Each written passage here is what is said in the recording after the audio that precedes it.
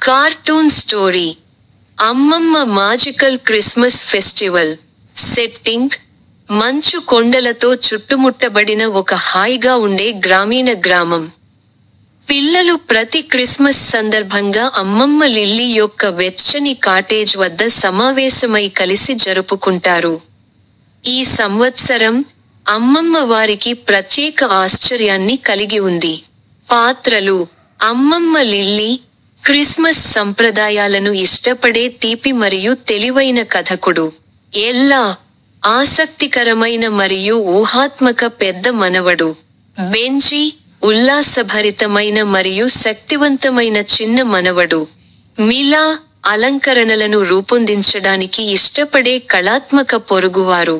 బడ్డీ అమ్మమ్మ లిల్లీ యొక్క తెలివైన మరియు నమ్మకమైన పిల్లి. Mister Frost ఉల్లాసమైన